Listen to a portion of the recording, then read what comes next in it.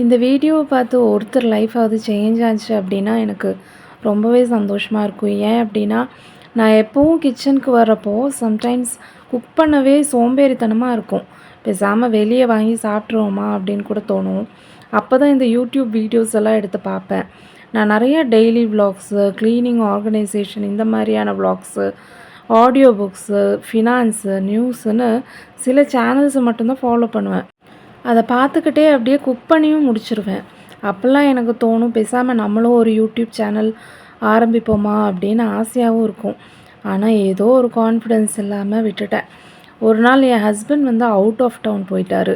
அப்போ தான் நான் 1 வீக்காக வந்து தனியாக இருந்தேன்.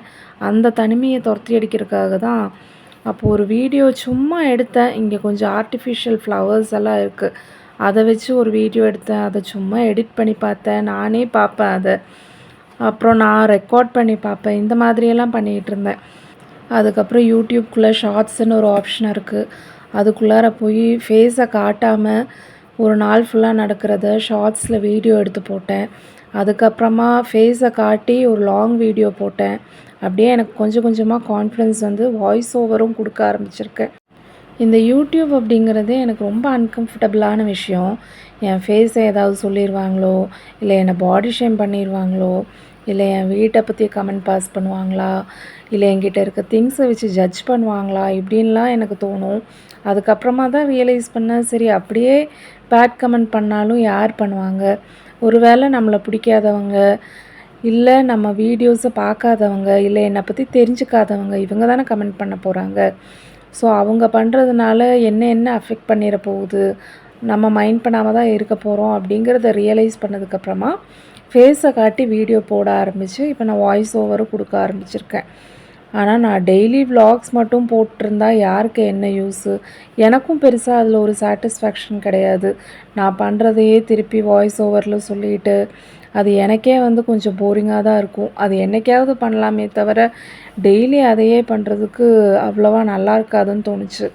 அதனால தான் முன்னாடி வர சீன்ஸில் நான் டெய்லி என்ன பண்ணுறனோ அதை காட்டிட்டு பின்னாடி என்னோடய வாய்ஸ் ஓவரில் நான் என்ன விஷயத்தையெல்லாம் ஷேர் பண்ணணுன்னு நினச்சேன், என் லைஃப் எக்ஸ்பீரியன்ஸோ, இல்லை நான் படித்து தெரிஞ்ச விஷயங்களோ, இல்லை நான் பண்ண மிஸ்டேக்ஸ் ஆகட்டும், யாருக்காவது அதெல்லாம் யூஸ் ஆகுமே அப்படிங்கிறது நினச்சேன். நானும் ஒரு வீடியோ போடும்போது எனக்கும் ஒரு சாட்டிஸ்ஃபேக்ஷன் கிடைக்கும் அப்படிங்கிறத நம்பினேன்.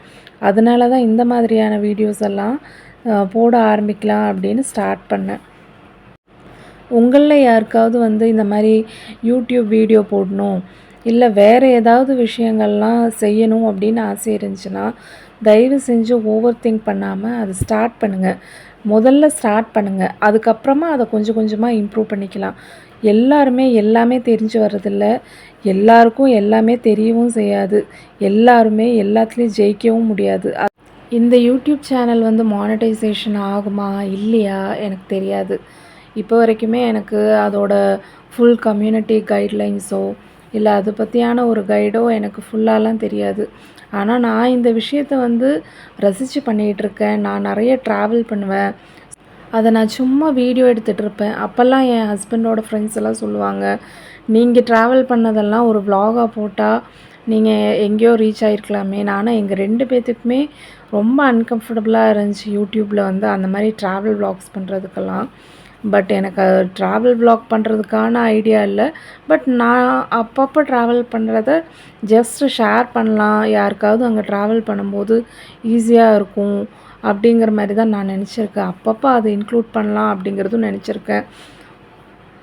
என் ஹஸ்பண்ட் கூட சொன்னார், நேற்று கூட சொன்னார், நீ வந்து ரொம்ப இந்த மானிட்டைசேஷன் அதை பற்றியெல்லாம் யோசிக்காத, உனக்கு டைம் பாஸ் ஆகுதா, உனக்கு பிடிச்சிருக்கா பண்ணுறதுக்கு அப்படின்னா மட்டும் பண்ணு, இதையே வந்து ஸ்ட்ரெஸ்ஸாக எடுத்து நீ போட்டு குழப்பிக்காத அப்படிங்கிறது தான் அவர் சொன்னார்.